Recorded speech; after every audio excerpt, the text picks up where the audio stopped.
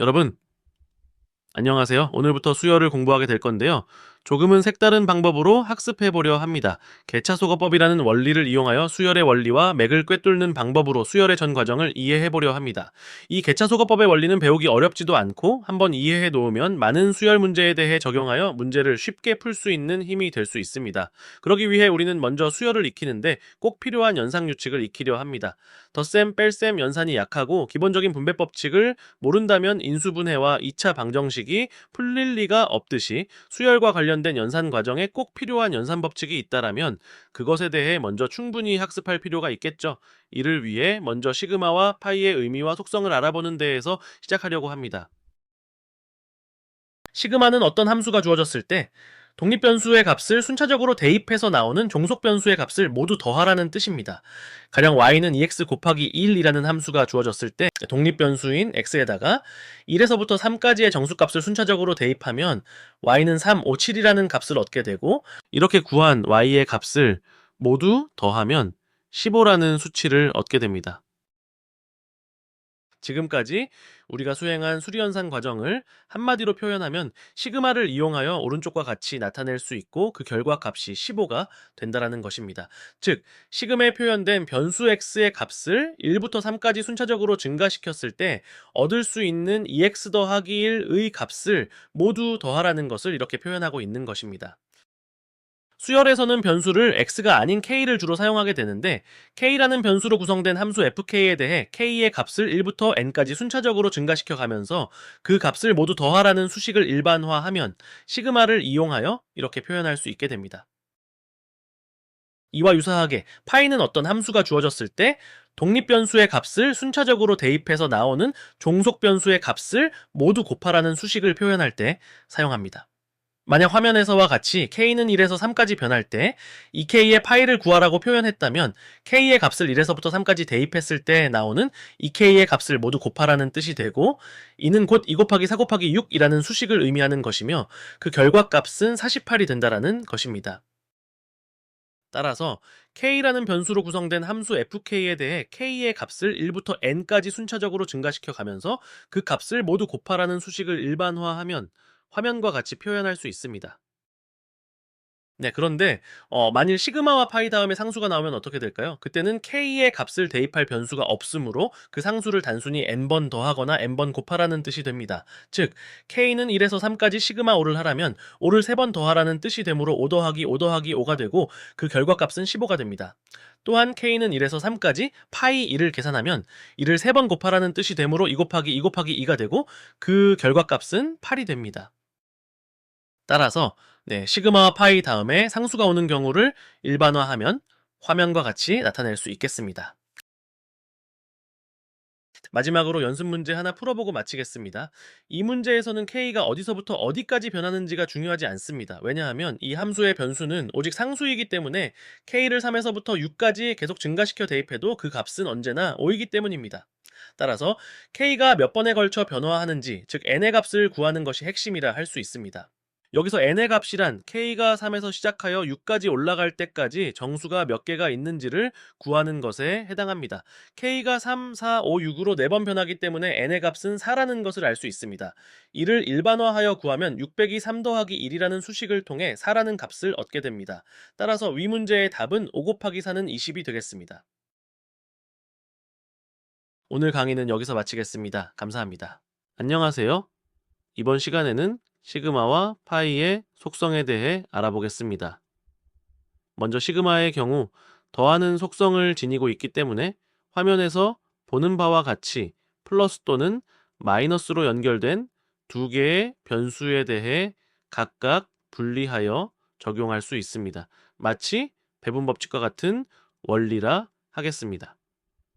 또한 두 번째 보이는 수식과 같이 변수에 곱해져 있는 상수는 시그마 밖으로 빼내는 것도 가능합니다.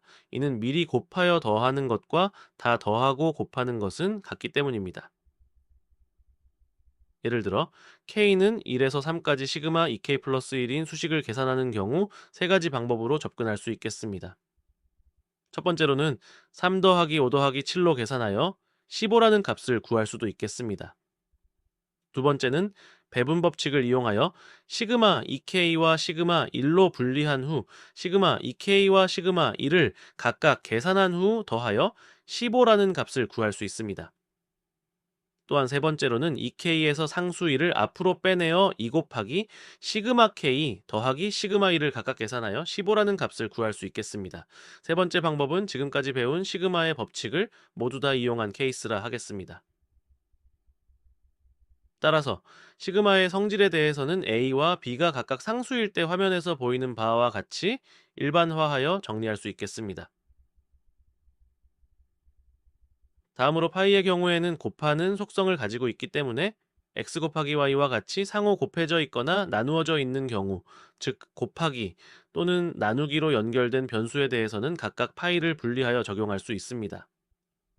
따라서 이 k에 대해 파이 값을 구하는 경우 시그마처럼 상수인 1을 그냥 밖으로 빼내는 것이 아니라 파이를 적용하여 각각 분리하여야 합니다. 예를 들어 k는 1에서 3까지 파이 2k를 구하는 경우 k를 각각 대입하여 2 곱하기 4 곱하기 6을 하여 48로 계산할 수도 있지만 2와 k를 각각 파이로 분리하여 파이 2와 파이 k를 각각 계산한 후 두 값을 곱해주는 방법으로 48이라는 값을 구할 수도 있는 것입니다. 따라서 파이의 성질에 대해서는 화면과 같이 일반화하여 정리할 수 있겠습니다. 즉 변수와 상수가 곱해서 있는 경우 파이를 계산하고자 하면 각각 파이를 적용하면서 분리할 수 있겠습니다. 아울러 앞에서 살펴보았던 시그마의 성질을 응용하면 이러한 관계도 성립함을 알 수 있습니다. 이러한 관계를 우리는 변수 분리라고 하는데 이러한 산식이 가능한 이유는 L이 변수인 시그마의 입장에서는 fk라는 함수는 L이라는 변수와 상관이 없으므로 상수로 취급할 수 있기 때문입니다. 마찬가지로 k가 변수인 시그마의 입장에서는 gl이라는 함수가 k라는 변수와는 상관이 없으므로 상수로 취급해도 그만이기 때문입니다. 따라서 시그마나 파이가 등장할 경우 변수가 무엇인지 잘 살펴보아야 합니다. 무턱대고 k가 변수라고 단정지어 버리면 안 됩니다. 또한 보통 n을 마지막 수로 쓰지만 m과 같이 다른 기호를 사용할 수도 있다는 점을 꼭 기억하세요. 또한 동일한 밑수의 제곱근을 가진 수끼리의 곱은 제곱근끼리의 합으로 변환할 수 있다는 성질을 이용하면 시그마와 파이의 관계도 이렇게 유도할 수 있습니다. 즉, 화면에서와 같이 동일한 밑수를 가진 제곱근이 1에서 n까지 변할 때 이를 모두 곱하는 경우 각 제곱근을 따로 빼내어 합하여 계산할 수 있다는 성질을 이용하면 파이와 제곱근이 함께 있는 경우 제곱근을 시그마로 변환하여 이렇게 표현할 수 있겠습니다. 이번 시간에는 지난 시간에 배운 시그마와 파이의 속성에 대해 알아보았습니다. 조금 어려웠나요? 수열 강의인데 수열은 안 나오고 웬 시그마와 파이만 배우는지 의아해 하실 수 있겠습니다. 이제 시그마와 파이에 대해서는 다 배웠습니다. 다음 시간부터는 시그마와 파이가 연속 함수를 만날 때 보여주는 여러 가지 속성에 대해 공부해 보도록 하겠습니다. 감사합니다. 안녕하세요. 이번 시간부터는 앞에서 배운 시그마와 파이를 어떻게 수열에 활용하는지에 대해 공부해 보려 합니다. 추후 수열을 배우게 되면 인접한 두 항간의 관계를 활용하여 문제를 풀게 되는데 이를 대비하여 시그마와 파이를 응용하여 연속 함수가 가지고 있는 재미있는 성질부터 학습해 보도록 하겠습니다. 그 재미있는 성질이란 것은 바로 연속된 형태의 함수가 시그마와 파이를 만나게 되면 계산이 매우 편리해진다는 것입니다. 자, 먼저 화면에 보이는 바와 같이 k와 k 플러스 1이라는 두 개의 연속된 형태의 함수가 빼기로 연결되어 있는 경우를 보겠습니다. 이제 k의 값을 1부터 n까지 대입해 보겠습니다. 그러면 그 중간에 있는 값들은 모두 소거되고 결국에는 1과 마이너스 괄호 n 플러스 1 괄호만 남게 되고 이 두 값을 합하면 최종적으로는 마이너스 n이라는 값만 남게 됩니다. 이렇게 서로 인접하는 두 개의 함수를 빼기로 구성하고 시그마를 적용하여 k값을 1부터 n까지 대입해보면 중간 값들은 모두 계단식으로 차례차례 모두 소거됨을 알 수 있는데 이러한 성질을 이용하는 계산법을 계차소거법이라고 합니다.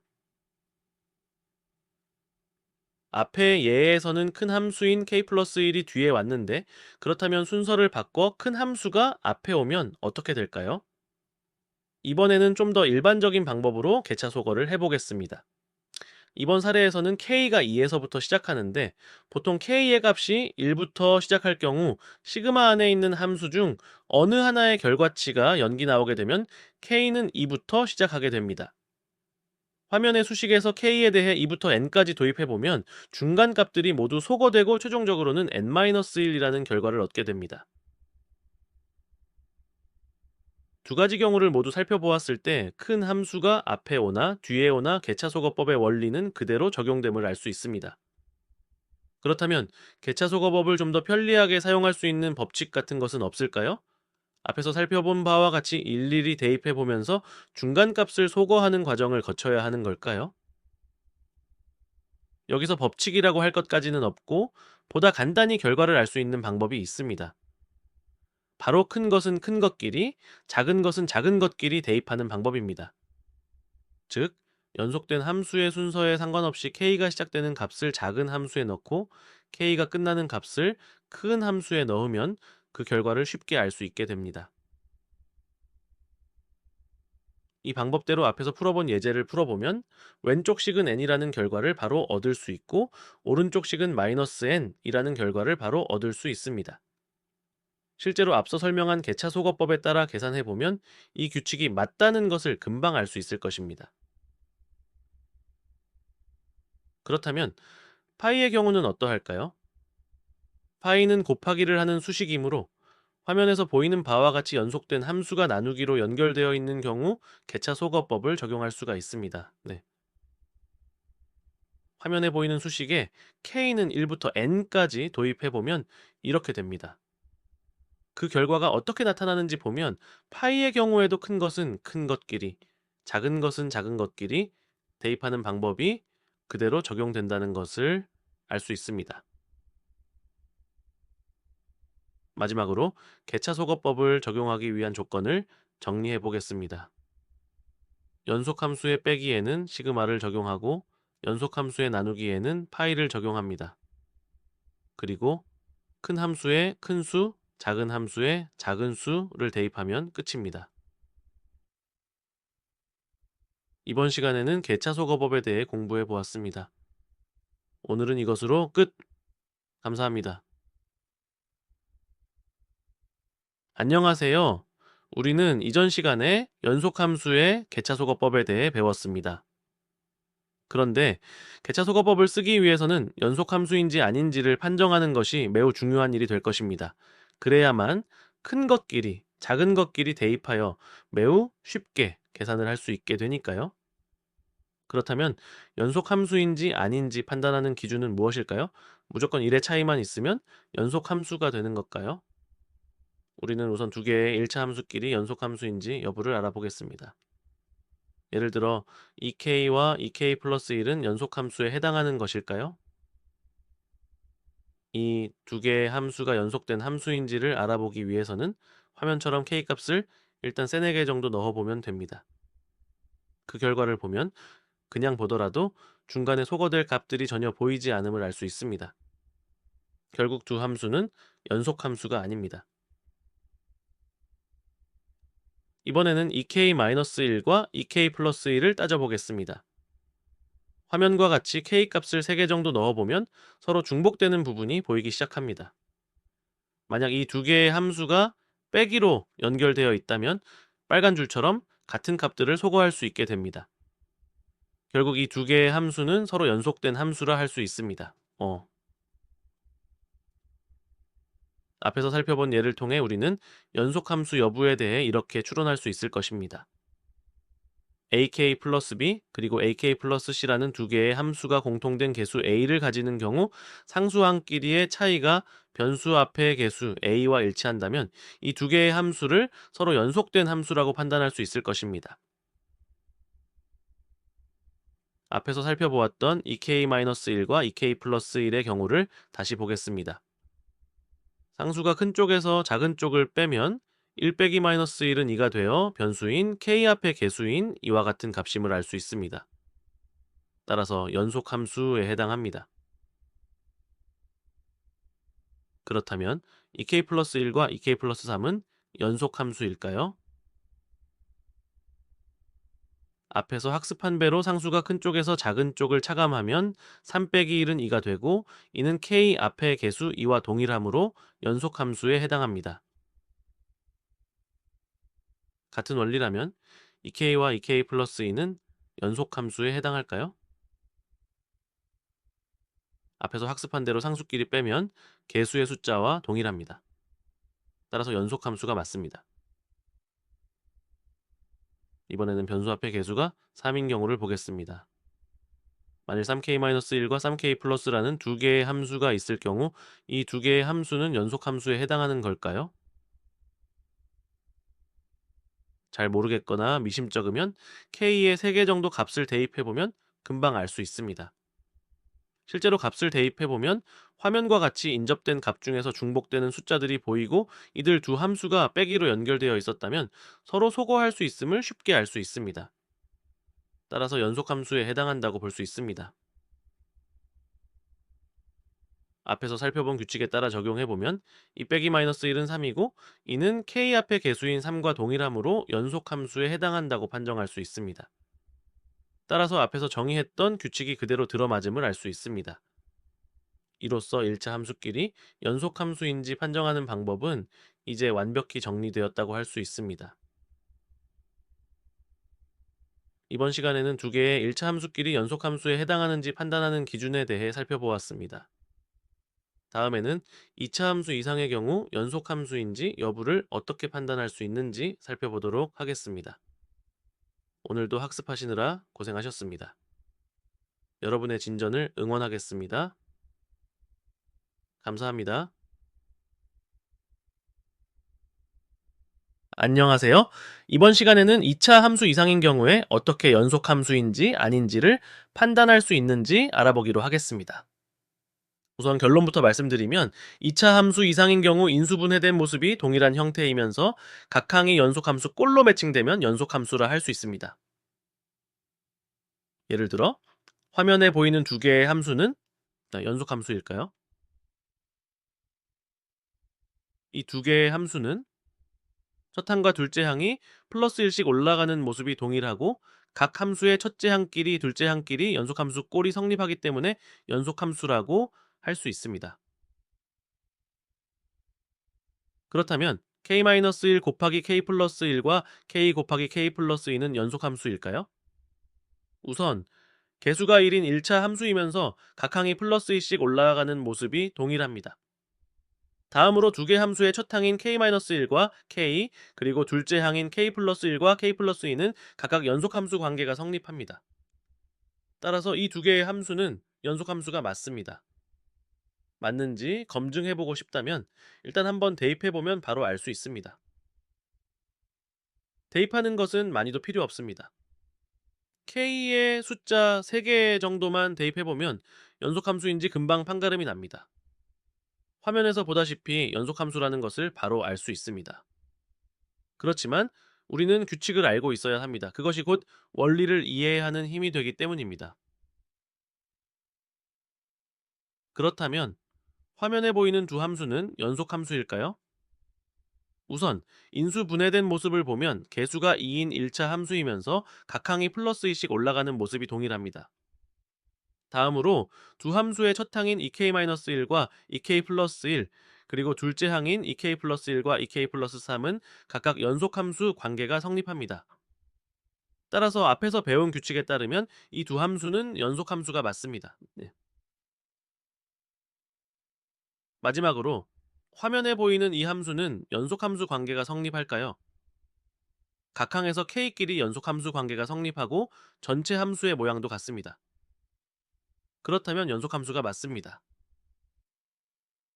따라서 화면과 같이 큰 함수에 큰 수를 대입하고 작은 함수에 작은 수를 대입하는 개차소거법도 적용할 수 있겠습니다. 미심쩍은 분들은 앞에서 설명한 대로 k의 숫자 3개 정도만 대입해보면 금방 알 수 있을 겁니다. 이제 연속함수인지 아닌지 판단하는 방법은 모두 학습하였습니다. 우리가 연속함수인지 아닌지를 판단하는 이유는 오직 한 가지 때문입니다. 그것은 바로 개차소거법을 사용하기 위해서입니다. 두 함수 간에 연속함수 관계가 성립한다면 바로 개차소거법에 따라 큰 함수에는 큰 수, 작은 함수에는 작은 수를 대입하는 방법을 써서 간단하게 결과를 도출해낼 수 있기 때문입니다. 오늘도 수고하셨습니다. 감사합니다. 안녕하세요. 지난 시간에는 연속함수인지 판단하는 방법에 대해 학습하였습니다. 그렇다면 k-1과 k 플러스 1은 연속함수일까요? 만일 연속함수가 아니라면 어떤 관계일까요? 일단 지난 시간에 배운 규칙을 적용해 보겠습니다. 두 함수의 상수끼리 차감하면 1 빼기 마이너스 1은 2가 되고, 이는 k의 개수인 1과 동일하지 않기 때문에 연속함수는 아님을 알 수 있습니다. 그렇다면 어떤 결과가 나타나는지 한번 k값을 대입해 보겠습니다. 화면에서 보는 바와 같이 두 함수는 앞에서 본 연속함수와 달리 2단계 차이를 두고 중간값들이 소거되어 나감을 볼 수 있습니다. 그리고 결과적으로는 앞에서 2개, 뒤에서 2개의 값들이 남게 됨을 알 수 있습니다. 우리는 이렇게 2단계씩 차이가 나는 함수를 2개차 연속함수라고 부르기로 하겠습니다. 2개차 연속함수에 대한 정의와 활용법은 화면과 같이 정리할 수 있습니다. 즉, 개수가 같은 2개의 함수가 있는 경우 상수항끼리의 차이가 그 개수의 2배에 해당하는 경우 우리는 2개차 연속함수라고 부를 수 있습니다. 그리고 2개차 연속함수에 대해서는 큰 함수에는 큰 수를 내림차순으로 2개 대입하고 작은 함수에는 작은 수를 오름차순으로 2개 대입하는 방법으로 개차소거법을 적용할 수 있겠습니다. 그렇다면 앞에서 본 예시를 응용하여 k 플러스 1 빼기 k 마이너스 1이라는 함수의 시그마를 구해보도록 하겠습니다.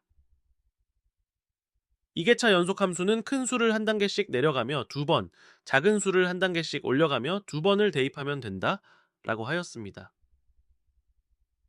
이렇게 두 번씩 대입을 하고 나면 화면에서와 같은 결과를 얻을 수 있겠습니다. 이번 사례를 통해 우리는 연속함수를 만나지 못하는 경우 2개차 연속함수를 통해서라도 거의 유사한 원리로 개차소거법을 적용할 수 있음을 알 수 있었습니다. 사실 2개차 연속함수는 연속함수로 변형시켜서도 풀어나갈 수 있습니다. 위에서 본 k 플러스 1 빼기 k 마이너스 1 함수는 중간에 마이너스 k 플러스 k를 삽입하여 변형시킬 수 있고, 각각의 k를 재배치하여 화면과 같이 2개의 연속함수 형태로 변형시킬 수 있습니다. 그리고 나면 앞에서 배운 배분 법칙을 이용하여 시그마를 각각의 함수에 적용하여 분리할 수가 있고, 여기에 개차소거법을 각각 적용하면 앞에서 본 결과값과 동일한 결과를 얻을 수 있게 됩니다. 사실 대부분의 경우 연속함수만 가지고 해결이 가능합니다. 2개차 연속함수가 있다는 것 정도만 알아도 대만족입니다. 여기서 연습 문제 하나 풀어보겠습니다. 먼저 두 함수가 연속함수인지 판단해 보아야 합니다. 두 함수의 상수항끼리 차감하면 4 빼기 마이너스 2는 6이 되고, 이는 k의 개수인 3의 2배에 해당하므로 2개차 연속함수임을 알 수 있습니다. 따라서 큰 함수에 큰 수 2개, 작은 함수에 작은 수 2개를 각각 대입하면 최종적으로 6 곱하기 괄호 n-1 괄호라는 결과를 얻게 됨을 알 수 있습니다. 마지막으로 2차 함수 이상의 경우에도 2개차 연속함수가 있을까요? 연속함수와 유사하게 인수분해된 모습이 동일한 형태이면서 각각의 항이 2개차 연속함수 관계가 성립하면 2개차 연속함수라 할 수 있습니다. 예를 들어 화면에 보이는 2개의 함수를 살펴보겠습니다. 이 두 함수는 첫 항에서 둘째 항으로 갈 때 플러스 1씩 올라가는 모습이 동일하고, 각 함수와 첫째 항끼리, 둘째 항끼리 2개차 연속함수 관계가 성립하기 때문에 2개차 연속함수일 것으로 생각할 수 있습니다. 맞는지 확인을 해보기 위해 k의 값을 4개 정도 대입해 보겠습니다. 그러면 예상대로 2단계 차이를 두고 중간값들이 소거되어 가기 시작함을 확인할 수 있습니다.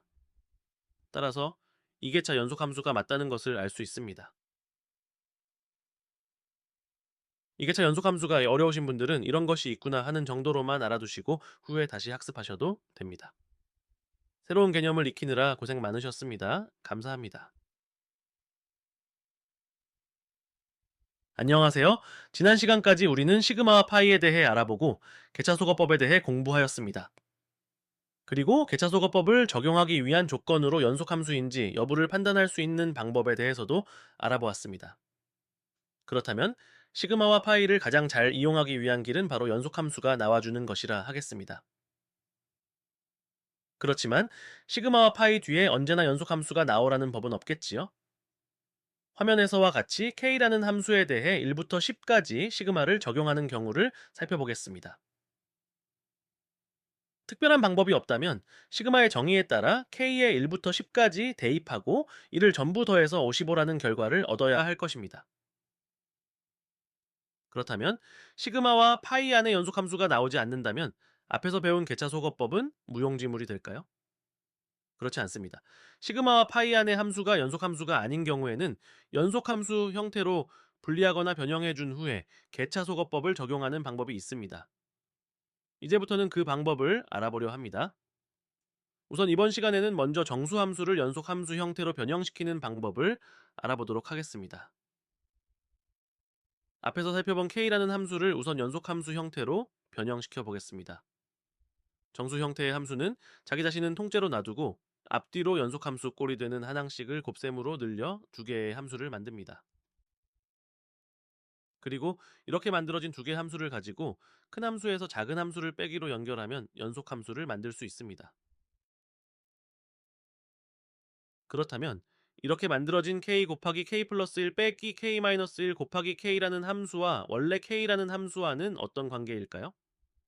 새로 만든 함수를 풀어서 계산해보면 2k라는 결과를 얻을 수 있습니다. 이를 반대로 말하면 결국 k는 새로 만든 연속함수에 2분의 1을 곱해주는 관계라는 것입니다. 그렇다면 여기서 정수 k를 변형시키면서 생기는 2분의 1이라는 분수가 만들어지는 원리, 특히 분모에 해당하는 이라는 숫자의 정체를 아는 것이 중요합니다. 즉, 우리가 정수 k를 연속함수 형태로 변형한 후 앞에 곱해줘야 하는 분수의 분모에 해당하는 값을 어떻게 찾아내는가 하는 것이 숙제일 겁니다. 그 분모의 숫자는 바로 세로 늘리는 두 개의 항을 놓고 큰 항에서 작은 항을 빼주면 구해지는 숫자입니다. 즉, 세로 늘린 두 개의 항의 뺄셈, 즉 k 플러스 1 빼기 k 마이너스 1은 2가 되므로 바로 이것이 숫자 2의 정체인 것입니다.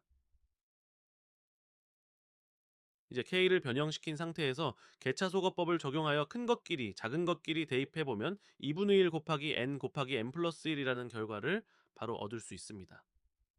여기서 구한 최종 수식에서 n의 값에 10을 대입하면 아까 우리가 일일이 대입하여 구했던 55라는 숫자를 쉽게 구할 수 있음을 알 수 있습니다. 이번에는 연속함수의 곱으로 이루어진 형태의 정수함수에 대해 살펴보겠습니다. 화면에 보이는 k 곱하기 k 플러스 1 함수를 연속함수 형태로 변형해 보도록 하겠습니다. k와 k 플러스 1은 연속함수 관계가 성립하므로 이 함수는 연속함수의 곱으로 이루어졌음을 알 수 있습니다. 이미 눈치채셨겠지만 앞에서와 같은 원리를 적용하면 본래식은 그대로 놔두고 앞뒤로 한 항씩 추가하면 됩니다. 그러면 이렇게 두 개의 함수로 연결하면 연속함수 형태로 변형이 가능합니다. 앞에서 배운 대로 k 곱하기 k 플러스 1 곱하기 k 플러스 2와 k 마이너스 1 곱하기 k 곱하기 k 플러스 1은 서로 연속함수임을 알 수 있습니다. 이제 이렇게 만들어진 함수와 원래 함수와의 관계를 알아보겠습니다. 새로 만들어진 함수를 풀어서 계산해보면 3 곱하기 k 곱하기 k 플러스 1 이라는 결과를 얻을 수 있습니다. 즉, 새로 생긴 함수에 3분의 1을 곱하면 원래 함수와 동일해지는 결과를 얻게 되는 것입니다. 그리고 여기서 3의 정체는 새로 늘린 두 개의 항의 차이, 즉 k 플러스 2 빼기 k 마이너스 1을 하여 구해지는 결과임을 알 수 있습니다. 어차피 k는 뺄셈 과정에서 소거되기 때문에 상수항끼리 빼도 이 빼기 마이너스 1은 3이라는 동일한 결과를 얻을 수 있습니다. 이제 이렇게 k를 변형시킨 상태에서 개차소거법을 적용하여 큰 것끼리 작은 것끼리 대입하여 계산해보면 화면과 같이 3분의 1 곱하기 n 플러스 1 곱하기 n 플러스 2라는 결과를 얻게 됨을 알 수 있겠습니다. 이렇게 두 개 정도 해보니까 뭔가 규칙 같은 것이 느껴지실 겁니다. 지금까지 우리가 해온 연산 과정을 정리하면 다음과 같습니다. 네. 첫째, 원래 자기 자신은 그대로 놔둡니다. 둘째, 연속함수 규칙에 맞게 앞으로 하나 늘리고 뒤로 하나 줄이는 방식으로 앞뒤로 연속항을 추가해 주어 두 개의 함수로 분리하고 큰 함수 빼기 작은 함수 형태로 연결합니다. 셋째, 새로 만든 두 개의 항끼리 빼주고 그 결과값을 분모로 하는 분수식을 곱하여 줍니다. 위의 설명을 그림을 통해 그 원리를 표현하면 다음과 같습니다. 이 그림에서 분수식의 분모를 구할 때 큰항 빼기 작은항으로 계산하지 않고 바로 상수항끼리 빼기를 한 이유는 어차피 k는 소거되기 때문에 상수항끼리 빼도 결과는 같기 때문입니다. 이제 정수함수를 연속함수 형태로 분리해내는 방법을 일반화하면은 화면과 같이 표현할 수가 있게 됩니다. 이제 우리는 어떠한 정수함수라 하더라도 연속함수의 곱셈 형태로 구성된 경우에는 이를 다시 연속함수의 뺄셈 행태로 재구성하는 방법을 익히게 되었습니다. 물론 k 하나만으로 구성된 정수함수의 경우에도 동일한 방법으로 바꿀 수 있음을 보았습니다. 또한 k의 1차 함수가 연속된 경우에는 분해 후 개차소거법을 적용하는 과정을 생략하고 바로 시그마의 결과치를 화면과 같이 암산으로 구할 수 있게 됩니다. 이러한 암산법을 적용해보면 다음과 같은 결과를 바로 알 수 있게 됩니다. 그런데 이런 암산법이 나올 수 있는 이유는 앞서 설명한 분해 방법으로 연속 함수를 만들고 작은 함수에 작은 숫자를 대입했을 때 0이 나왔기 때문입니다. 따라서 k 값이 1부터 n까지가 아닌 경우에는 작은 함수 쪽에 작은 수를 넣었을 때 0이 되는지 재빠르게 암산으로 한번 점검해 볼 필요가 있습니다. 그렇다면 만일 k 곱하기 k 플러스 1에 k가 1부터 n까지가 아니라 1부터 n-1까지 시그마를 적용하면 어떻게 될까요? 그냥 위 암산식에다 n 대신 n-1을 대입하면 됩니다. 즉 3분의 1 곱하기 n-1 곱하기 n 곱하기 n 플러스 1이 됩니다. 원래 암산식도 큰 함수에 큰 수를 넣은 결과이므로 대입하는 큰 수를 n 대신 n-1로 바꿨다고 생각하면 쉽게 이해가 될 것입니다. 이번에는 k 곱하기 k 플러스 1에 k가 1부터 n까지가 아니라 2부터 n까지 변하는 경우에는 어떻게 될까요? 앞에서 배운 대로 만들어내는 작은 함수인 k-1 곱하기 k 플러스 1에다가 작은 수 1을 대입했을 때 0이 나오질 않습니다. 암산으로 해도 금방 알아낼 수 있습니다. 이때에는 암산식을 쓰지 못합니다. 원칙대로 함수를 분리한 후 개차소거법을 적용해야 합니다. 그렇다 하더라도 개차소거법을 적용하여 계산하는 시간과 그리 큰 차이가 나지는 않을 것입니다. 개차소거법을 적용하면 화면과 같은 결과를 바로 얻을 수 있습니다. 그렇다면 k-1 곱하기 k라는 함수에 k를 2부터 n까지 적용하면 그 결과는 어떻게 될까요? 이 함수에서 만들어질 작은 함수 k-2 곱하기 k-1 곱하기 k에 2를 넣어보면 0이 나온다는 것을 금방 알 수 있습니다. 그렇다면 암산식을 바로 쓸 수 있는데 시작이 k가 아닌 k-1부터 2이므로 암산식 결과를 한 단계씩 내려주면 됩니다. 따라서 3분의 1 곱하기 n-1 곱하기 n 곱하기 n 플러스 1이라는 결과를 바로 얻을 수 있습니다. 사실 암산식을 외우는 것보다 큰 함수를 만들어 큰 수를 대입한 이후에 분수식만 앞에다 붙여준다라고 이해하는 것이 훨씬 좋은 방법이라고 하겠습니다. 확실히 감을 잡기 위해서 연습 문제 몇 개 풀어보도록 하겠습니다. 첫 번째 문제입니다. 우선 두 개 함수 ek-1과 ek 플러스 1은 연속함수 관계가 성립하므로 연속함수의 곱으로 연결되어 있음을 확인할 수 있습니다.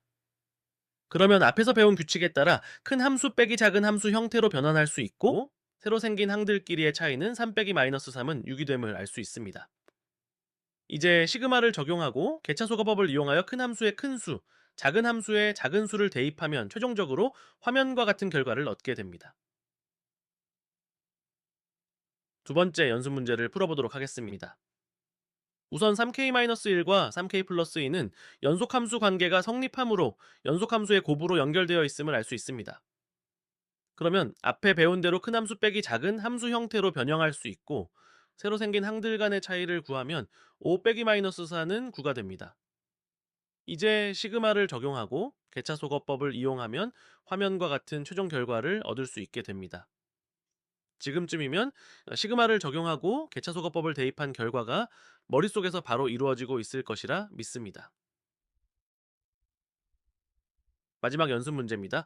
네, 1번 문제는 변수가 k에서 m으로 변화하므로 앞에 배운 규칙을 순차적으로 2번 적용하면 되는 문제입니다.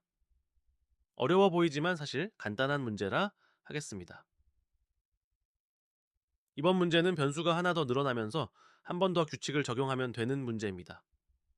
시그마를 적용할 때에는 변수가 무엇인지 주의해야 함을 다시 한번 각인시켜주는 문제라고 하겠습니다. 오늘은 정수함수를 연속함수 형태로 변형시키는 방법에 대해 알아보았습니다. 이렇게 연속함수로 변형시키는 방법을 터득하는 것은 후에 본격적인 수열 문제를 다룰 때 엄청난 무기가 됨을 깨닫게 되실 것입니다. 어려운 내용은 화면을 정지하고 직접 풀어보면서 반복 시청하시면 반드시 이해하게 되실 겁니다. 절대 어렵지 않습니다. 오늘은 장시간 고생 많으셨습니다. 감사합니다. 안녕하세요. 이번 시간에는 분수함수를 연속함수로 변환하는 방법에 대해 살펴보도록 하겠습니다. 분수함수는 정수함수와 달리 본래의 자기 자신을 그대로 유지하면서 새로운 함수를 추가하는 방법을 쓰지 않고 자기 자신을 쪼개는 방법으로 연속함수를 만들어냅니다. 따라서 아쉽지만 하나만으로 구성된 분수함수는 정수함수처럼 연속함수를 만들어낼 방법이 없습니다. 분수함수를 연속함수로 변환하는 방법을 다루기 전에 일반적인 분수함수의 속성에 대해 먼저 알아보겠습니다. a분의 1 빼기 b분의 1에서 첫째 함수에는 분자 분모에 각각 b를 곱해주고 둘째 함수에는 분자 분모에 각각 a를 곱해주면 분모가 a, b로 동일해지면서 첫째 함수에서 둘째 함수를 뺄 수 있게 됩니다. 그 결과를 ab분의 1이라는 관점에서 다시 정리하면 b 빼기 a분의 1 곱하기 괄호하고 a분의 1 빼기 b분의 1 괄호 닫고가 나옵니다. 이번에는 분모에 두 항씩 있는 분수함수를 공통 분모로 만들어 동일한 산식을 적용해 보겠습니다. 앞에서와 마찬가지로 각 함수가 서로 가지고 있지 않은 요소인 c와 a를 분모 분자에 각각 곱해주어 분모를 동일하게 만들어주고 이를 계산하면 화면과 같은 결과를 얻을 수 있게 됩니다. 이제 그 결과를 ABC분의 1이라는 관점에서 다시 정리하면 C 빼기 A분의 1 곱하기 괄호하고 AB분의 1 빼기 BC분의 1 괄호 닫고가 됩니다. 마지막으로 분모의 3개 항씩을 가지고 있는 분수함수를 공통분모로 만들고 동일한 방식으로 계산해 보겠습니다. 앞에서와 같이 동일한 방식으로 계산을 하고 이를 ABCD분의 1이라는 관점에서 정리해보면 D 빼기 A분의 1 곱하기 괄호하고 ABC분의 1 빼기 BCD분의 1 괄호 닫고가 됩니다.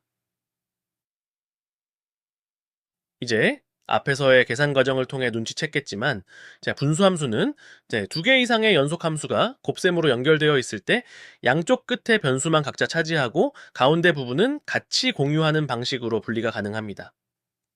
다시 말씀드리면 양쪽 끝을 떼어놓고 가운데 부분은 공유하는 방법으로 분리를 하게 됩니다. 그런 후에 정수함수와 유사하게 여기에서도 분자식이 앞에 붙게 되는데 이 경우 분모는 양 끝에 있는 변수의 뺄셈으로 이루어짐을 알 수 있다. 즉 따로 떼어낸 양쪽 끝부분끼리 빼주면 그것이 곧 분모가 되는 분자식이 되는 것입니다. 이러한 규칙만 알면 분수함수의 변형은 너무도 쉽게 끝납니다. 먼저 k 곱하기 k 플러스 1분의 1은 k분의 1 빼기 k 플러스 1분의 1인 형태로서 연속함수 빼기로 변형됩니다. 그렇다면 분수함수 형태의 연속함수에도 개차소거법이 적용될 수 있을까요? 당연히 적용됩니다. 따라서 화면에 보이는 대로 앞에서 연속함수로 분리한 함수에 개차소거법을 바로 적용하여 원하는 결과를 얻어낼 수 있습니다. 그렇다면 분모에 k 곱하기 k 플러스 1 곱하기 k 플러스 2가 있는 함수는 어떻게 될까요? 앞에서 배운 규칙에 따라 양 끝에 있는 k와 k 플러스 1을 분리하고 가운데 있는 k 플러스 1을 공유하는 연속함수를 만듭니다. 그리고 양 끝에 있어 서로 분리한 k 플러스 2에서 k를 빼서 나오는 결과값인 이를 분모로 하는 분자식을 곱해줍니다. 그러면 화면에 보이는 대로 연속함수로 변환될 수 있습니다. 마찬가지로 내항으로 이루어진 함수도 화면과 같이 변환할 수 있습니다. 화면을 정지하고 직접 한번 해보시기 바랍니다. 마지막으로 k 앞에 개수가 2인 연속함수 3개가 곱으로 이루어진 분모함수는 어떻게 변형될까요? 앞에서 배운 대로 적용하면 화면과 같이 연속함수의 빼기 형태로 분리됩니다. 역시 화면을 멈추시고 직접 계산해 보시기 바랍니다. 이외에 시그마를 넣어 개차소거법을 적용하는 과정은 생략하도록 하겠습니다. 마지막으로 연습 문제를 풀고 마무리하겠습니다. 첫 번째 문제를 보시면 연속함수로 바꾼 후 개차소거법을 적용하라는 이야기입니다. 양쪽 끝은 분리해내면 공통된 부분이 없기 때문에 그대로 분리된 양쪽 끝만으로 연속함수를 만든 후 바로 시그마와 개차소거법을 적용하면 결과를 얻을 수 있습니다. 일시정지하고 직접 풀어보시기 바랍니다. 두 번째 문제 역시 양쪽 끝은 분리한 후 공통된 부분만 서로 공유하는 방식으로 연속함수를 만들기만 됩니다. 그리고 나서 개차소거법을 적용하면 바로 화면과 같은 결과를 얻을 수 있습니다. 마찬가지로 화면을 일시정지하고 직접 풀어보시기 바랍니다. 이제 개차소거법을 적용하는 방법론에 대해서는 거의 끝나갑니다. 후 능선을 넘었다고 할 수 있습니다. 그런데 왜 이렇게 연속함수를 만드는 법에 대해서 집중적으로 공부하는 걸까요?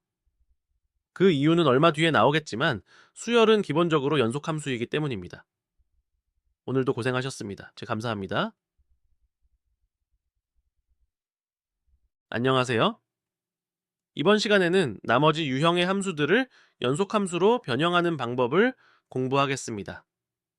우리는 앞에서 정수함수를 배우면서 k의 시그마를 적용하면 2분의 1 곱하기 n 곱하기 n 플러스 1이 됨을 배웠습니다. 그렇다면 k의 제곱 또는 세제곱과 같이 거듭제곱으로 이루어지는 함수는 어떻게 연속함수로 변형이 될까요? 아쉽게도 이러한 제곱함수는 직접 연속함수로 분해할 수는 없지만 정수함수에서 배운 원리를 응용하면 접근이 가능합니다. 이제 k제곱의 경우를 살펴보겠습니다. k의 제곱은 k 곱하기 k 플러스 1 빼기 k로 변형이 가능합니다. 따라서 정수함수에서 공부한 유형을 가진 두 개의 함수로 변형이 되므로 각각의 시그마를 적용하면 화면과 같이 바로 결과를 도출할 수 있습니다. 따라서 k제곱의 함수는 화면과 같이 정리할 수 있습니다. 즉 k제곱의 시그마를 적용하면 6분의 1 곱하기 n 플러스 1 곱하기 2n 플러스 1이라는 결과를 얻게 됩니다. 이번에는 k의 세제곱에 대해 알아보겠습니다. 많이 복잡해 보이지만 k 곱하기 k 플러스 1 곱하기 k 플러스 2 함수에서 3k제곱과 2k를 빼서 k의 세제곱이 나오도록 변형해 줍니다. 그런 이후에 각각 시그마를 적용한 후 앞에서 배운 정수함수와 제곱함수의 시그마 산식을 대입하여 결과값을 구할 수 있습니다. 그리고 그 결과를 최종적으로 정리하면 2분의 1 곱하기 n 플러스 1의 제곱 형태로 나타나게 됩니다. 그런데 2분의 1 곱하기 n 플러스 1은 정수함수 k의 시그마 적용 결과이므로 결국 k의 세제곱 함수는 화면과 같이 정리할 수 있겠습니다. 지금까지 제곱함수를 정수함수로 분해하고 정수함수에 개차소거법을 적용하는 방식을 통해 제곱함수의 시그마 적용값을 도출하는 과정을 살펴보았습니다. 아쉽게도 제곱함수는 바로 연속함수로 분해되지 않고 그 과정도 다소 복잡합니다. 그리고 매번 이런 계산 과정을 다시 수행하기도 번거롭기 때문에 그 과정은 이해하고 결과는 암기하는 것이 좋겠습니다. 마지막으로 제곱함수의 시그마를 적용한 결과를 다시 한번 정리하고 마무리하도록 하겠습니다. 이 세 가지는 꼭 암기하도록 합시다. 이제 제곱함수와 관련된 연습 문제를 풀어보도록 하겠습니다. 네. 거듭제곱 함수의 경우 풀이 과정의 마지막 단계에 나오지 않는다면 중간에 풀어서 계산하기에는 많이 복잡합니다.